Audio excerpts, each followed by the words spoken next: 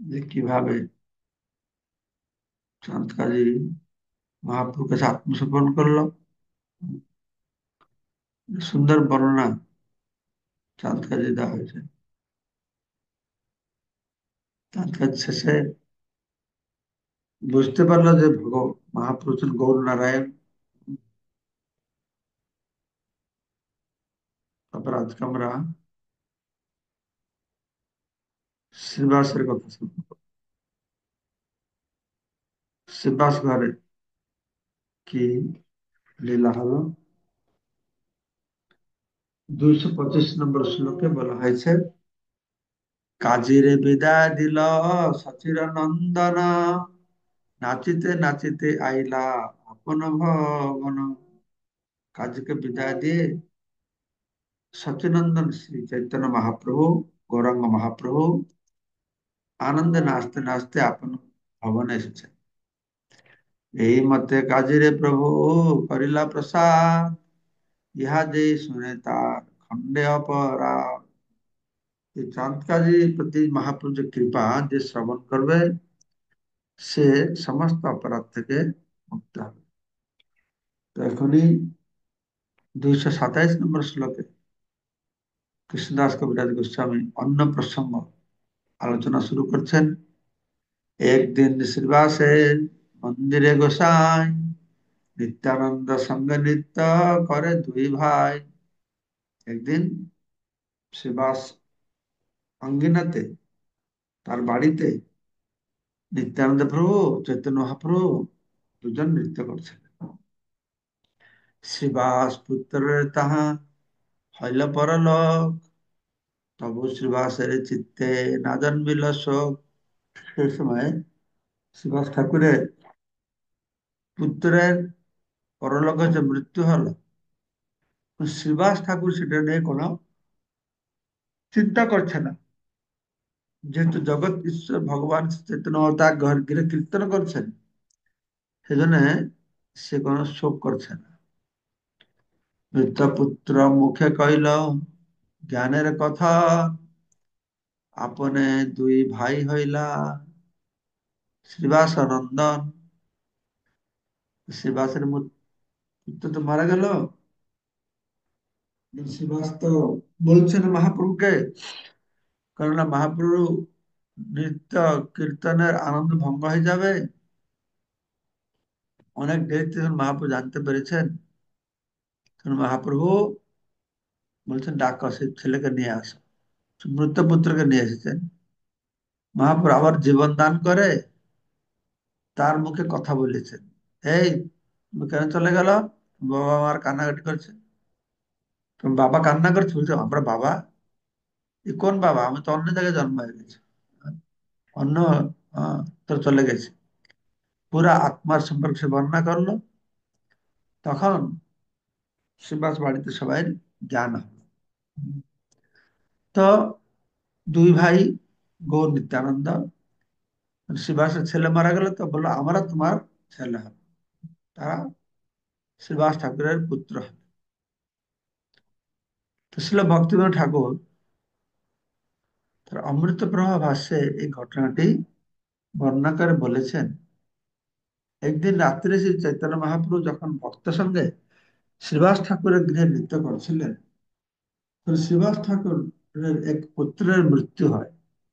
এক পুত্রের মৃত্যু হয় মানে আরো পুত্র ছিল, আমাদের একজনের মৃত্যু হলো। শ্রী চৈতন্য মহাপ্রভুর কীর্তনানন্দে বিঘ্ন হবে বলে আশঙ্কা করে শ্রীবাস ঠাকুর তখন সকলকে শোক প্রকাশ করতে নিষেধ করে। এইভাবে অনেক রাত্রি পর্যন্ত নৃত্য কীর্তন হয়। কীর্তন ভঙ্গ হলে মহাপ্রভু বুঝতে পারেন যে শ্রীবাস ঠাকুরের গৃহে কোনো বিপদ হয়েছে। তাই তিনি জিজ্ঞাসা করেন, এই গৃহে নিশ্চয়ই কোনো বিপদ হয়েছে। তারপর যখন তাকে শ্রীবাস ঠাকুরের পুত্রের মৃত্যু সংবাদ দেওয়া হয়, তিনি তখন অনুসূচনা করে বলেন, পূর্বে কেন এই সংবাদ আমাকে দেওয়া হয়নি? তারপর তিনি শ্রীবাস ঠাকুরের মৃত্যুপুত্রের নিকটে গিয়ে জিজ্ঞাসা করেন, ওহে বালক, তুমি শ্রীবাস ঠাকুরের গৃহ ছেড়ে কেন চলে যাচ্ছ? মৃত পুত্রটি তখন উত্তর দেয়, যতদিন আমার এই গৃহে অবস্থানকার নির্বন্ধ ছিল ততদিন আমি এখানে ছিলাম। এখন সেই সময় অতিবাহিত হয়ে গেছে, তাই আপনার ইচ্ছা অনুসারে আমি অন্যত্র গমন করছি। আমি আপনার নিত্য অনুগত জীব। আপনার ইচ্ছা অতিরিক্ত আমার আর কিছু করার নেই। মৃতপুত্রের মুখে এই কথাগুলি শুনে সুভাষ ঠাকুরের পরিবারবর্গ তারা দিব্যজ্ঞান লাভ করলেন। তারা আত্মজ্ঞান লাভ করতে পেরেছেন, বুঝতে পেরেছেন এসব ব্যাপার। তো তাদের আর কোনো শোক রইল না। ভগবত গীতা 2য় অধ্যায় 13 নম্বর শ্লোকে এই দিব্যজ্ঞান বর্ণনা করে বলা হয়েছে, তথা দেহান্তর প্রাপ্তি ধীরস্তত্র নমুচ্যতি। কৌমারম যৌবনম যারা, যে শরীর প্রাপ্ত হয় কৌমার অবস্থা, যৌবন অবস্থা, জরা অবস্থা, দেহের পরিবর্তন হচ্ছে, তথা দেহান্তর প্রাপ্তি, ঠিক সেই রকম মৃত্যুর সময় এক দেহ ত্যাগ করে জীব আরেকটি দেহ গ্রহণ করে। সেজন্যই জীব তাতে মোহিত হয় না। মৃত্যুর পর জীব আরেকটি শরীর ধারণ করে। যখন কেউ মারা যায়, আমাদের উড়িষ্যাতে আছে যে মরে গেল সে তরে গেল, মানে উদ্ধার পেয়ে গেল। আর বেঁচে থাকা বড় কষ্ট। তো মৃত্যুর পর জীব আরেকটি শরীর ধারণ করে। আহ, তাই তত্ত্বজ্ঞানী ধীর ব্যক্তি কখনো কখনো শোক করে না। তো এখানে বলা হচ্ছে মৃত্যুর পরে সে আদি শরীর গ্রহণ করে, নতুন শরীর গ্রহণ করে। হ্যাঁ, যেটা বলছিলাম যে মরে গেল, তার যে কি হচ্ছে, সে তার এক জায়গায় চলে চলে গেল, জন্ম হচ্ছে। কিন্তু যারা বেঁচে গেল তারাই কষ্ট পাচ্ছে, তারাই দুঃখে কান্নাকাটি করছে। তাদের সব সমস্যা, এই এতদিন খেতে হবে না, এই শ্রাদ্ধ করো, এ করো, সে করো। আহ, মনের কষ্ট, কান্নাকাটি। যে মরে গেছে তো চুপচাপ শুয়ে আছে, সে চলে গেছে, তার কোথায় তার গতি নিয়ে চলে গেছে। আর আমরা এখানে বসে ছাতি কোটাচ্ছি বসে বসে তার জন্য, হ্যাঁ, তাই না? তার কিছু করতে পারবো না, তার নিজের ভাগ্য নিয়ে সে চলে গেছে। আর আমরা কান্নাকাটিতে ছাতি কোটাচ্ছি। তো মৃত পুত্রের সঙ্গে শ্রী চৈতন্য মহাপ্রভুর এই আলোচনার পর মৃত শিশুটির সৎকার করা হয় এবং শ্রী চৈতন্য মহাপ্রভু শ্রীবাস ঠাকুরকে আশ্বাস দেন, আপনি একটি পুত্র হারিয়েছেন, কিন্তু নিত্যানন্দ প্রভু আর আমি হচ্ছি আপনার নিত্য পুত্র। আমরা কখনো আপনার সঙ্গ ত্যাগ করতে পারবো না। এটি শ্রীকৃষ্ণের সঙ্গে চিন্ময় সম্পর্কের একটি দৃষ্টান্ত। এই মাধ্যমে মহাপ্রভু কি বলতে চাইছেন, যে তোমার যে পুত্র ছিল তার সঙ্গে যে সম্পর্ক, সে সম্পর্ক অনিত্য। এই জীবনে সে আমার পুত্র ছিল থাকলো, চলে গিয়ে অন্য কোন জায়গায় পৌঁছে গেছে গিয়ে। যতদিন তোমার বাড়িতে আবার থাকার সময় যতদিন থাকলো, এখন অন্য জায়গায় চলে গেছে। কিন্তু তোমার আমার সম্পর্কটা নিত্য। আমার কখনো তোমাকে ছেড়ে চলে যাব না। আমি সবসময় তোমার সঙ্গে সঙ্গেই থাকবো। তোমার বাড়িতে আসে নিত্য কীর্তন করবো, সে তোমার সঙ্গে থাকবো। আর নিত্য কীর্তন না করলে তোমার সঙ্গে থাকবো কিভাবে? না, তোমার সঙ্গে তোমার হৃদয়ের মধ্যে পরমাত্মা রূপে আমি বাস করে থাকি। যেন সুহৃদং সর্বভূতানাং জ্ঞানতং মাং শান্তি মৃচ্ছতি। ভগবান বলছেন, কেউ বুঝতে পারবে আমি প্রতিটি জীবের সুহৃদ, তখন সে যথার্থ শান্তি বা আনন্দ লাভ করে। তাই মহাপ্রভু বলছেন যে আমরা তোমার নিত্য পুত্র, অর্থাৎ নিত্য সম্পর্ক তোমাদের সঙ্গে। হ্যাঁ? আমরা কখনো তোমার সঙ্গ ত্যাগ করবো না। এই সম্পর্কে আমি বলেছি, আপনারা শুনেছেন, একটা রানীর, রাজা রানীর কথা আমার ভালোভাবে মনে নেই, একটু একটু মনে পড়ছে। যেটা রাজার 4টা রানী ছিল, নামগুলো কি, ভগবতী, রূপবতী, আলাপবতী, তারপরে আরেকটা কি, এরকম চারটে রানী ছিল। হেলাবতী। সে ভগবতী হচ্ছে এই চারটা রানীকে, সরি, ভগবতী না, ওই চারটা রানী ছিল। যখন সে মারা যাবে, তো রানীর কাছে জিজ্ঞাসা করছে, তো আমি তখন মরব, তোমরা কি আমার সঙ্গে যাবে? তো ভগবতী বলছে, না না, আমি তোমার সঙ্গে যাব না। হুম। তারপরে রূপবতী বলছে, না তো মরবো, তুমি কি আমার সঙ্গে যাবে? বলছে, আমি তোমার সঙ্গে যাব? আরে যাবো কি রে, তুমি মারা গেলে আমি আরেকজনকে বিয়ে করবো সঙ্গে সঙ্গে। তৃতীয় রানী বলল। তৃতীয় রানী বলল, তৃতীয় রানীকে ডেকেছে, আলাপবতী, তুমি কি আমার সঙ্গে যাবে? হ্যাঁ, যাবো না কেন, অবশ্যই যাবো। যাবো যে ওই শ্মশান পর্যন্ত যাবো, তারপরে আর যাবো না।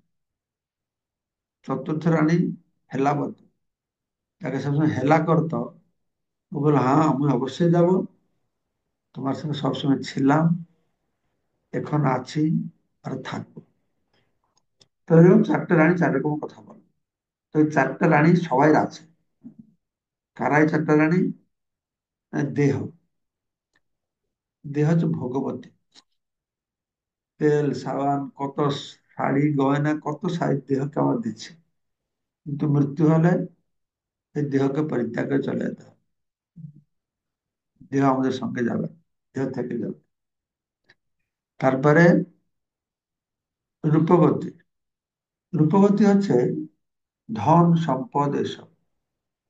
রূপকে আমরা দেখাই, তাই লোকেরা আমাদেরকে সম্মান করে, ভালোবাসে। ধন সম্পদ যতক্ষণ আমাদের সঙ্গে থাকে, ততক্ষণ লোক আমাদের ভালোবাসে। তো আমরা যেখানে যাই, রূপবতী তো ডেকেছে যে, তুমি তো রূপবতী, যেখানে আমি যাই তোমাকে সঙ্গে নিয়ে যাই, এখন আমি মরবো, তুমি সঙ্গে যাও? সে বললো, না, ধন সম্পদ আছে বলে মানুষ সব জায়গায় মর্যাদা সম্মান পায়। তো রাজা জিজ্ঞাসা করছে, ধন সম্পদ আছে এই রূপবতী, তো এই ধন সম্পদ কি বললো রূপবতী? না, তুমি মারা গেলে আমি আরেকটাকে বিয়ে করবো। তার মানে ধন সম্পদ যার আমি মালিক, আমি চলে যাওয়ার পরে তার মালিক আরেকজন হয়ে যাবে, মানে আরেকজনের বিবাহ করে আর সে আরেকজনের হয়ে যাবে। ঠিক। তারপরে 3 নম্বর হচ্ছে আলাপবতী, যার সঙ্গে মানুষ আলাপ করে, বিচার নেয়, চর্চা করে, আলোচনা করে, আত্মীয় স্বজন, ভালো মন্দ কি করবো কি নাই, হ্যাঁ, আলাপ করে, কাজ করে, যে আত্মীয় স্বজন। আত্মীয় স্বজনকে জিজ্ঞাসা করেছে, যে তোমরা কি আমার সঙ্গে যাবে? ওরা বললো, হ্যাঁ যাবো। আত্মীয় স্বজনরা কেউ মারা গেলে কতদূর যায়? এই শ্মশান পর্যন্ত নিয়ে যাবে, তারপরে আর যাবে না। একজন বলল, আমি যাব না, তোমাকে সঙ্গে সঙ্গে ত্যাগ করবো, সেই দেহ। আরেকজন বলল যে, তোমাকে শুধু ত্যাগ করবো তা নেই, আরেকটা বিয়ে করবো। আরেকজন বললো, আমি যাবো, কিন্তু শ্মশান পর্যন্ত যাবো। শেষে যে হেলাবতী, তিনি ছিলেন পরমাত্মা, যাকে মানুষ সবসময় অবহেলা করে, চিনে না, জানে না, পাত্তাই দেয় না। তাকে যখন জিজ্ঞাসা করেছে সেই পত্নীকে, তো তখন পরমাত্মা, তিনি তো সবসময় জীবের সঙ্গে থাকবেন, যতদিন এই জড় জগতে থাকবে পরমাত্মা সবসময় থাকবে। উম, জীবের সঙ্গে সঙ্গে তিনি সবসময় থাকবে। সে কথাই এখানে বলা হচ্ছে যে, আমরা কখনোই তোমার সঙ্গ ত্যাগ করতে পারবো না। পরমাত্মা কখনোই জীবাত্মার সঙ্গ ত্যাগ করে না। আর সবাই সঙ্গ ত্যাগ করে, একমাত্র পরমাত্মা থেকে যাবে। জীবের সঙ্গে, আর সব ছেড়ে ছুড়ে পালাবে।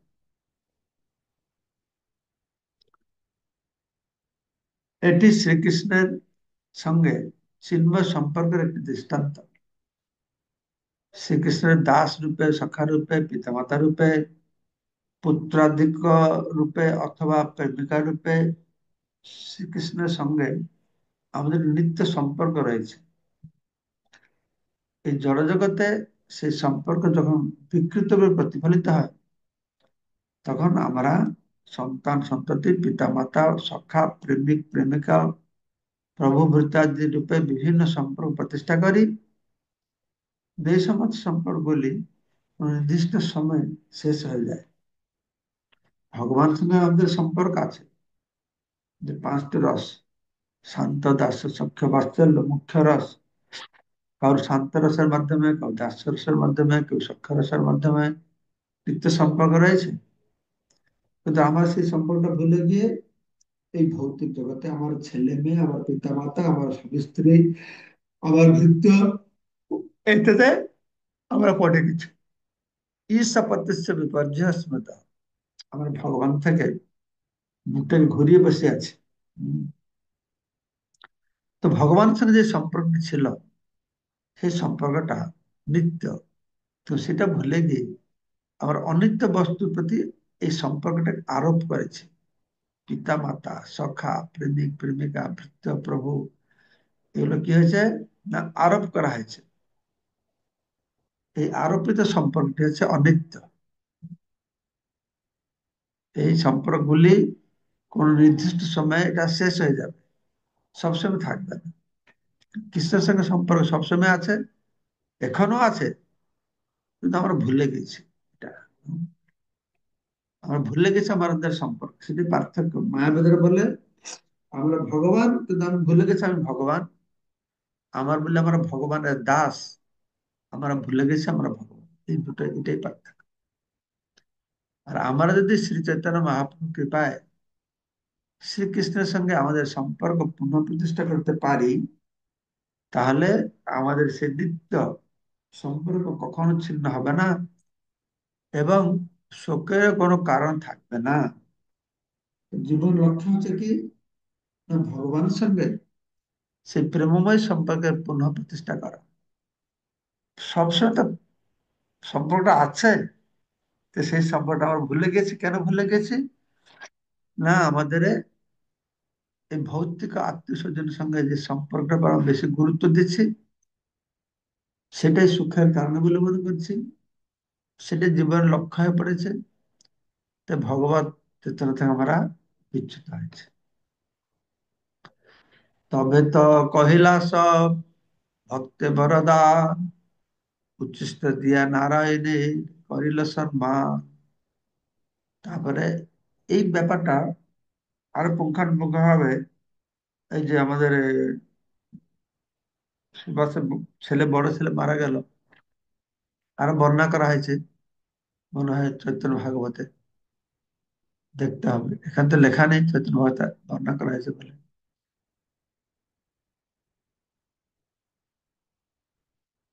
নিশ্চয় বর্ণনা করা হয়েছে, এখানে বর্ণনা থেকে বুঝতে পারছি অতটা আরো বিস্তারিত বর্ণনা আছে। তারপরে তিনি কি করছেন, চৈতন্য মহাপ্রভু সমস্ত ভক্তকে বরদান করছেন। তবে তো করিলা সবে সব ভক্তে বরদান, উচ্ছিষ্ট দিয়া নারায়ণের করিল সম্মান। নারায়ণকে তার উচ্ছিষ্ট দিয়ে তিনি দান করে, তার প্রতি তিনি কৃপা প্রদর্শন করছেন। তো কথা বলা হয়েছে যে এই নারায়ণীকে, এই নারায়ণী হচ্ছে শ্রীবাস ঠাকুরের ভ্রাতুষ্পুত্রী, অর্থাৎ ভাইজি। পরবর্তীকাল তার গর্ভে ছিল বৃন্দাবন দাস ঠাকুরের জন্ম। কোন কোন চরিত্রহীন পাষণ্ড প্রকৃতির প্রাকৃত সহজিয়ারা জঘন্যভাবে প্রচার করে যে শ্রী চৈতন্য মহাপ্রভু উচ্ছিষ্টাহার করার ফলে নারায়ণী গর্ভবতী হন, এবং তার ফলে বৃন্দাবন দাস ঠাকুরের জন্ম হয়। এই সমস্ত পাষণ্ড সহজিয়ারা এই ধরনের সমস্ত গল্প বানিয়ে প্রচার করে, কিন্তু তাদের কথায় কোনো বিশ্বাস করা উচিত নয়, কারণ তারা হচ্ছেন বৈষ্ণবদের শত্রু। ও এটাকে প্রভুপাদ আহ, মানে অনুমোদন করছেন না।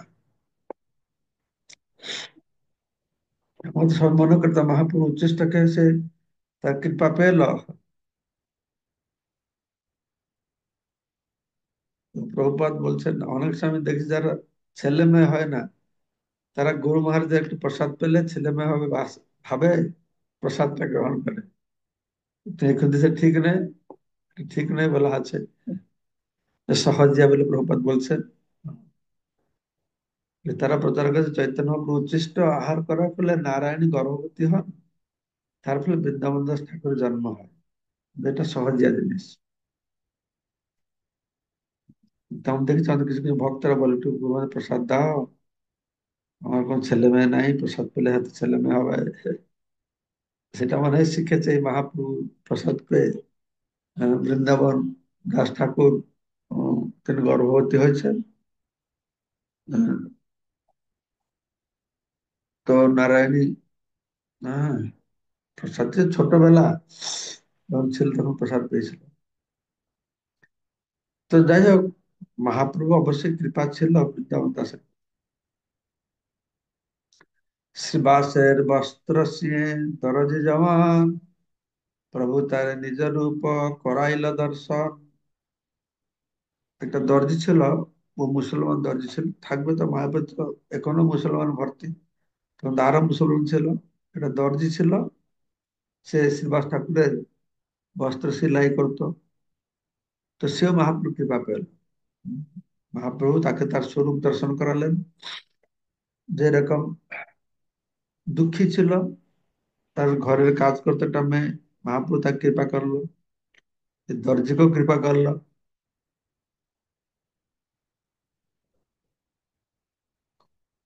কৃপা করে মহাপ্রভু তার স্বরূপ প্রদর্শন করিয়েছেন। তো ওই দর্জি দেখিনু দেখিনু বলি হইল পাগল, প্রেমে নৃত্য করে হইল বৈষ্ণব আগল। এই দর্জি বললো দেখেছি, আমি দেখেছি, আমি দেখেছি, এইভাবে বলে সে ভগবত প্রেমে বিহ্বল হয় উন্মাদের মতো নৃত্য করতে লাগলো। তো উত্তম বৈষ্ণবে পরিণত হয়ে গেল এই মুসলিম। শ্রীবাস ঠাকুরের গৃহে নিকটে একজন মুসলিম দর্জি ছিল, যে তার পরিবারের জামা কাপড় সেলাই করত। একদিন সে শ্রী চৈতন্য মহাপ্রভু অপূর্ব নৃত্য দর্শন করে মুগ্ধ হয়। তার অন্তরের ভাব উপলব্ধি করে শ্রী চৈতন্য মহাপ্রভু তাকে তার কৃষ্ণ স্বরূপ প্রদর্শন করা। তখন সেই দর্জিটি আমি দেখেছি, আমি দেখেছি বলে নৃত্য করতে শুরু করে। ভগবত প্রেমে বিহ্বল হয়ে সে শ্রী চৈতন্য মহাপ্রভুর সঙ্গে নৃত্য করতে থাকে, যে মুসলিম লোকটা দর্জি। এইভাবেই সে শ্রী চৈতন্য মহাপ্রভুর অনুগত একজন শ্রেষ্ঠ বৈষ্ণবে পরিণত হয়েছে। অবশেষে শ্রীবাসে প্রভু বঞ্চিত মাগিল, শ্রীবাস কহে বঞ্চিত তোমার গোপী হরি নিল। মহাপ্রভু কৃষ্ণ ভাবে আবিষ্ট হয় বা ভাবাবিষ্ট হয়, শ্রীবাস ঠাকুরকে বাঁশি দিতে বলেন। শ্রীবাস ঠাকুর কাছে বাঁশি চাইলেন, বাঁশি দাও। তো শ্রীবাস ঠাকুর কি বললেন? বললেন যে তোমার বাঁশি গোপীরা চুরি করে নিয়ে গেছে। হ্যাঁ, গোপীরা চুরি করে নিয়ে গেছে। তখন শুনি প্রভু বল বল বলেন আবেশে, শ্রীবাস বর্ণন বৃন্দাবন লীলা রসে। তা শুনে প্রেমাবিষ্ট হয় শ্রী চৈতন্য মহাপ্রভু বলতে থাকেন বল বল, বাঁশি কে নিয়েছে, বাঁশি কে নিয়েছে। তো শ্রীবাস ঠাকুর শ্রী বৃন্দাবনের অপ্রাকৃত লীলারস বর্ণনা করে। প্রথমেতে বৃন্দাবন মাধুর্য বর্ণিল, শুনিয়া প্রভুর চিত্তে আনন্দ বাড়িল। তবে বল বল প্রভু বলে বারবার, পুনঃ পুনঃ কহে শ্রীবাস করিয়া বিস্তার। মহাপ্রভু, এখানে বলা হচ্ছে যে মহাপ্রভু বলছে যে বাঁশিটা দাও, সুভাষ ঠাকুর বললেন যে বাঞ্ছি তোমার গোপীরা হরণ করে নিয়েছে, কিভাবে হরণ করলো সেই লীলা বলতে শুরু করেছে। তো সেই লীলা শুনে মহাপ্রভু বলেছেন, বলো বলো বলো। হ্যাঁ, কারণ বৃন্দাবনের লীলা তো। তো মহাপ্রভু আনন্দ পাচ্ছেন। সুভাষ ঠাকুর বৃন্দাবনের অপ্রাকৃত লীলারস তিনি বর্ণনা করছেন। প্রথমে তো বৃন্দাবন মাধুর্য বর্ণিল, বৃন্দাবনের বর্ণনা দিয়েছেন, অপ্রাকৃত মাধুর্য বৃন্দাবন লীলার মাধুর্য বর্ণনা করেছেন। শুনিয়া প্রভুর চিত্তে আনন্দ বাড়িল, তবে বল বল প্রভু বলে বার বার। পুনঃ পুনঃ কহে শ্রীবাস করিয়া বিস্তার। মহাপ্রভু বারবার বলো বলো, আরো বলো আরো বলো, সে আরো বিস্তারিত ভাবে বলছে। বংশী বাদ্যে গোপীগণের বনে আকর্ষণ, তা সবার সঙ্গে যাইছে বনে বিহরণ। এইসব কথা শ্রীবাস ঠাকুর বর্ণনা করছেন বিস্তারিত হবে, কিভাবে বংশী বাদ্যে গোপীগণের বনে আকর্ষণ, ভগবান শ্রীকৃষ্ণ কদম বৃক্ষের নিচে বসে ত্রিভঙ্গ ভঙ্গিমায় দাঁড়িয়ে তার বংশী ধ্বনি করে বৃন্দাবনের গোপীদেরকে আকর্ষণ করেছিলেন, সেটা বলেছেন। তা সবার সঙ্গে যেছে বনবিহারণ, তাদের সঙ্গে যেরকম বনে বিহার করেছেন সেটাও বলেছেন। তাহি মধ্যে ছয় ঋতু লীলার বর্ণন, মধুপান রাসোৎসব জল কেলি কখন। বল বল বলে প্রভু শুনিতে উল্লাস, শ্রীবাস কহেন তবে রাস রসের বিলাস। মহাপ্রভু এইসব লীলা বলতে বলতে মহাপ্রভু আরো বলো আরো বলো, তো রাস লীলার কথা বলছে। কহিতে কহিতে ইচ্ছে প্রাতকাল হইল, প্রভু শ্রীবাসেরে তুষি আলিঙ্গন কইল। তো এইভাবে প্রভুর অনুরোধ আর শ্রীবাস ঠাকুরের বর্ণনায় রাত ভোর হয়ে গেল, সারা রাত চলছে। মহাপুরুষ সুভাষ ঠাকুরকে আলিঙ্গন করে তাকে সন্তুষ্ট করলেন। 240 হয়ে গেল। আগামীকালকে 241 নম্বর শ্লোক, নতুন বিষয় শ্রবণ। এখানে রহিল গ্রন্থ অমৃত লহরী, বদন বলিয়া সবে বল হরি হরি। হরি বল।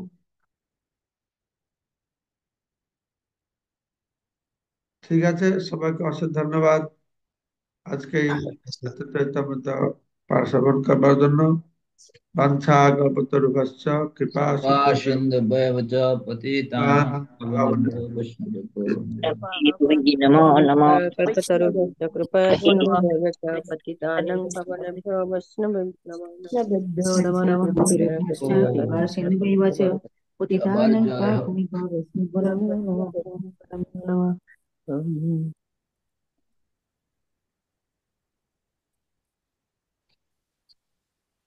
সাগর প্রভু বন্ধ করে দিন।